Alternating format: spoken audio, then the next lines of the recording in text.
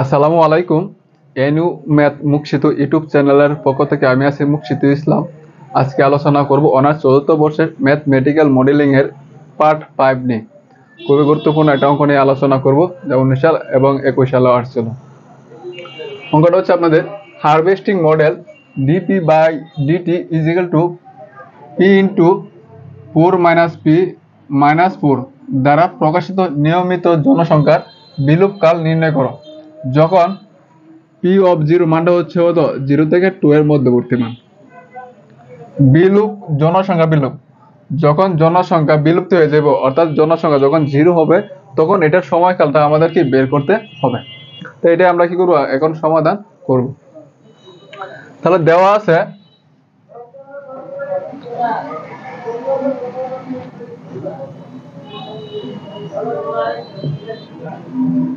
DP by DT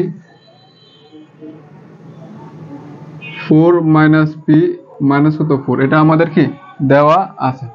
এখান থেকে আমরা কি করব, সমাধানটা বের করার চেষ্টা করব। তাহলে এখান থেকে যদি আমরা গুণ করি 4p minus P square minus কত 4। এখন আমরা এখানে একটা সূত্র ফেলানোর জন্য আমরা কি করব, মাইনাস একটা কমন নিয়ে নিব। এখানে লিখি আমরা এটা মাইনাস কমন নিব এখান থেকে। তাহলে এটা আগে লিখলাম P square minus 4p plus কত 4।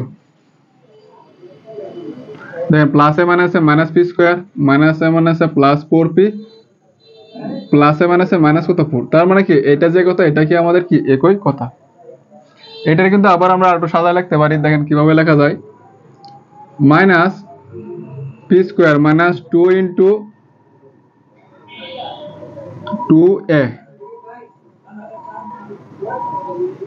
স্কোয়ার মাইনাস 2a বলতে হচ্ছে কত আমাদের পি 2a বি প্লাস কত 2 স্কোয়ার। দেন তো ঠিক আছে কিনা, পি স্কোয়ার মাইনাস 2 দুগুণে 4 পি 4 এর লেখা থাকে কত 2 স্কোয়ার। তাহলে এখান থেকে একটা সূত্র পাইতে পারি a square minus 2ab plus কত বি স্কোয়ার। এটা সময় আমরা লিখতে পারি, এখানে লিখি minus p minus 2 whole square. এটা কিন্তু আমরা লিখতে পারি, হ্যাঁ, a minus b whole square. আশা করি আপনারা এতটুকু ক্লিয়ার হয়েছেন। এখন আমরা এখানে থেকে আছে কত আমাদের dp by dt, dp by dt দেওয়া আছে। আমরা ইন্টিগ্রেশন করার জন্য আমরা পি গুলোর এক সাইডে নিব আর টি গুলোর অন্য সাইডে রাখবো আমরা। তাহলে এখন আমাদের যে কাজটা করতে হবে তা হচ্ছে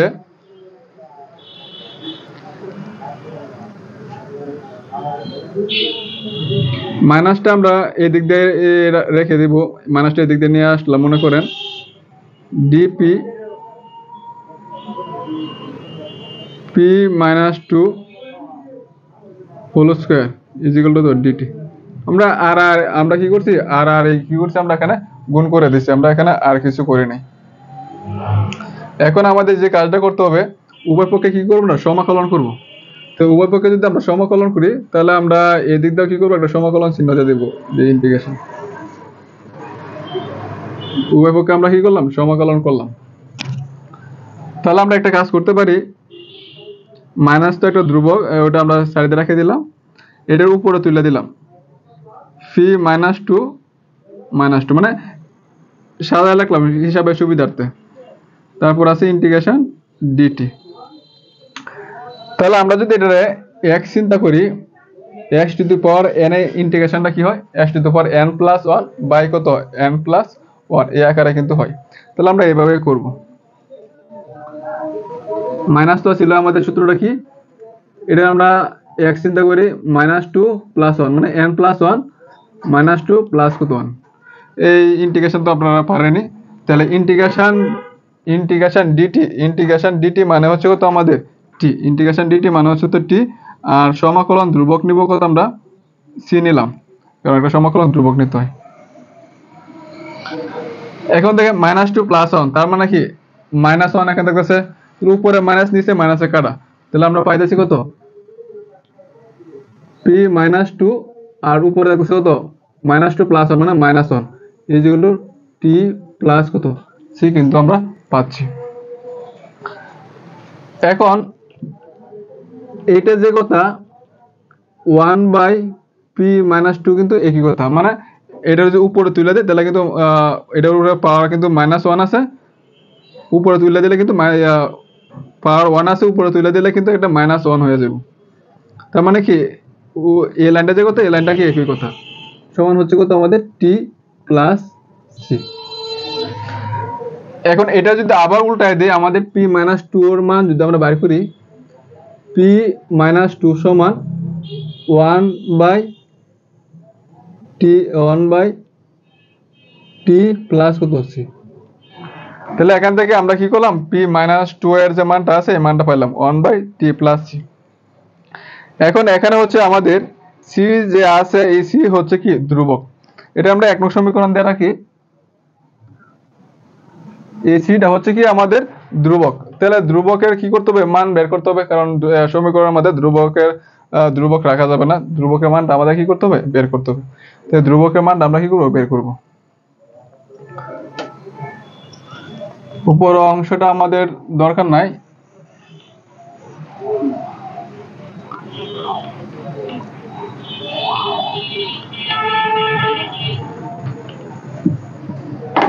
এখন আমাদের হচ্ছে বিষয়টা, সময়টা যখন 0 তখন আমাদের জনসংখ্যাটা কিন্তু 0 থাকা,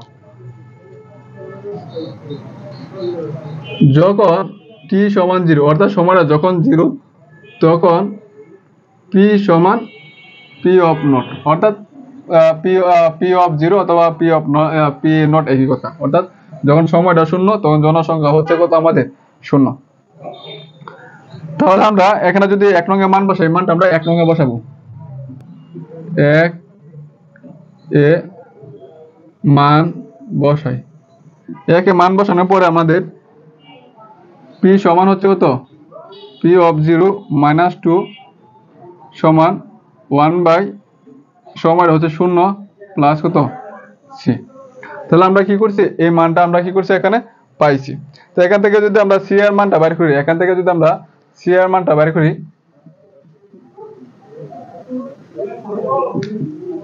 তাহলে আমরা 0 প্লাস সি মানে হতো সি পাচ্ছি, উল্টায় দিলে তো আমরা সি পাবো, তাহলে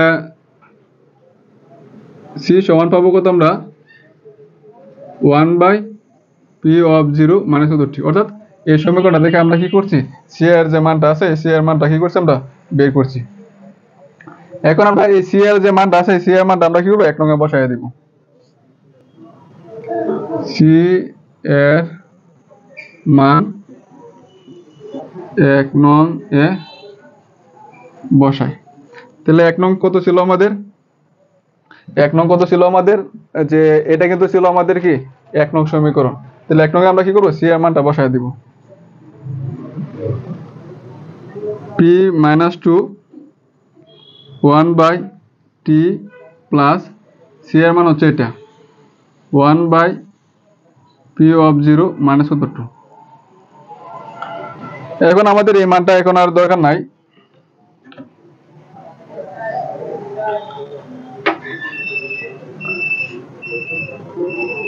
p-2 সমান 1 এখান থেকে কিন্তু এটা লস হয়ে যাচ্ছে আমাদের কত,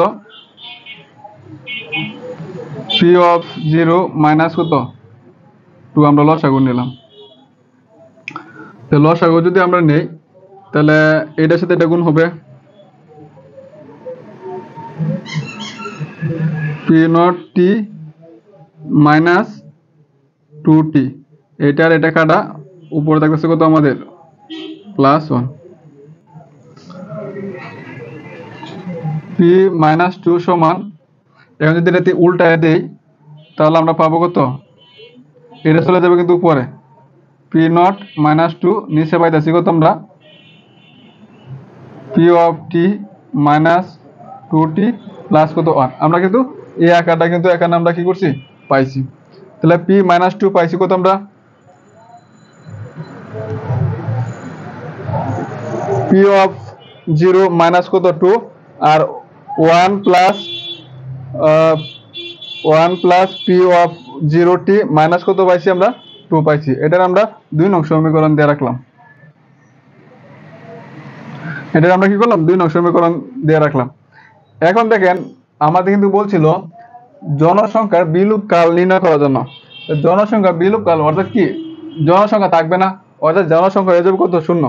তাহলে জনসংখ্যা যদি 0 হয়ে যায় তাহলে বিলুপ কালের জন্য বিলুপ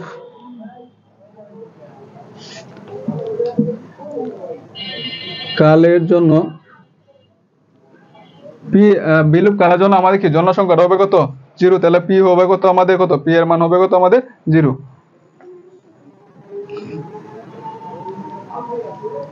এটা আমরা 2 নং সমীকরণ দিলাম, আগে তো একবার একটা দিয়েছিলাম। তো বিলুপ কালের জন্য পি সমান 0, তখন 2 হতে, অর্থাৎ 2 নং সমীকরণ আমরা কি করব, পি সমান 0 বসাবো।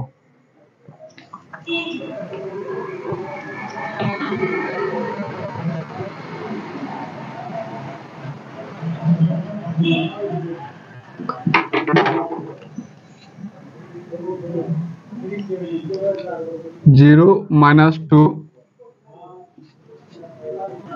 পি অফ 0 মাইনাস কত 2, কোনটা আমরা আগে রাখতে পারি 1 plus P of 0t minus কত 2t। তাহলে আমরা এই মানটা আমরা কি করছি, এখানে পাইছি। এই মানটা পাওয়ার পরে আমাদের যে কাজটা করতে হবে, এটার সাথে কি করতে হবে, এটা গুণ করে দিব আমরা। গুণ করার পরে এখানে আপনাদের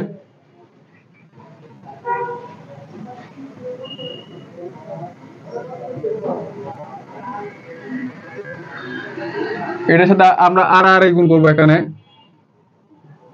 পি অফ 0 মাইনাস 2, মানে এটার সাথে এটা গুণ করছি, আবার -2 দ্বারা এটার সাথে কি করতে হবে, আমাদের গুণ করতে হবে। তো -2 দ্বারা এর সাথে যদি গুণ করি তাহলে আমরা কি পাবো, দেখেন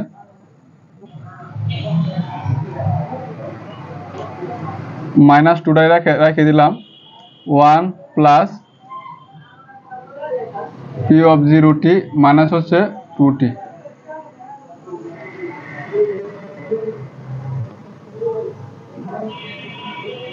পি অফ 0 -2 -2টা রেখে দিলাম, 1 প্লাস, এখান থেকে তো আমাদের টি কমন যাচ্ছে, আমরা কি করবো, টিটা কি করবো, আমরা কমন নেব। এখান থেকে টিটা যদি কমন নেই,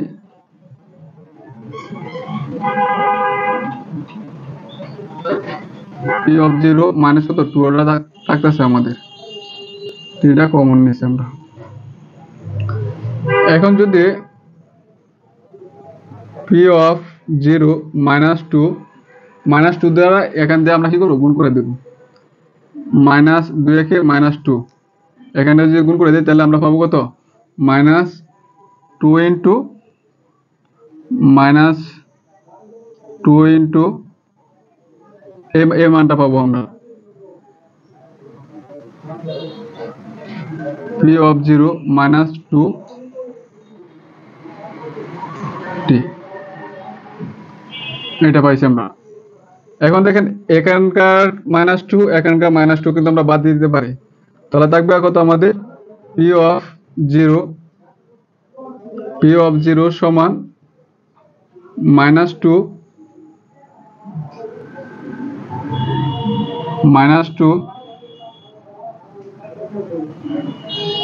পি অফ 0 -2t।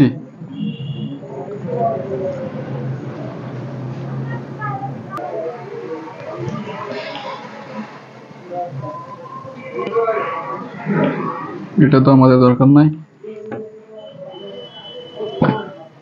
উভয় পক্ষে যদি মাইনাস দ্বারা গুণ করি তাহলে কত হবে, মাইনাস পি অফ 0 মাইনাসে মাইনাসে প্লাস হয়ে যাবে, 2 P of 0 -2t।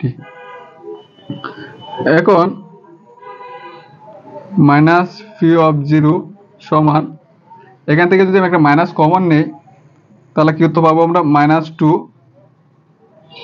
Minus common নিলাম, তাহলে এই 2টা মাইনাস পি অফ 0, মানে কোনো পরিবর্তন হচ্ছে না, প্লাসে মাইনাসে মাইনাস, দেখেন প্লাসে মাইনাসে মাইনাস, মাইনাসে মাইনাসে প্লাস, দেখেন এটা চিহ্ন কিন্তু প্লাসই আছে, তার মানে একই কথা, আমাদের কি মানে কোনো পরিবর্তন হচ্ছে না। এই মাইনাসে মাইনাসে আমরা কাটিয়ে দিতে পারি, থাকতেছে কত আমাদের এই অংশটা আর এই অংশটা। আমি এটা আগে লিখলাম মনে করেন 2 ইন্টু 2 মাইনাস পি অফ 0 ই সমান হচ্ছে কত আমাদের পি অফ 0। তাহলে আমাদের কি বলছিল, সময় বের করার জন্য আমাদেরকে বলা হয়েছিল, তাহলে আমরা এখানে সময়টা রাখবো t সমান পি অফ 0, এটার নিচে আসে যাবো 2 ইন্টু 2 মাইনাস পি অফ 0। তাহলে দেখেন আমরা কিন্তু সময় পেয়ে গেছি, t সমান পাইলাম কত পি অফ 0 ভাগ 2 মাইনাস পি অফ 0 কিন্তু আমরা পাইছি, যা কি ধনাত্মক, যা ধনাত্মক। কারণ হচ্ছে পি অফ 0 মানটা কত ছিল আমাদের, পি অফ 0 মানটা ছিল আমাদের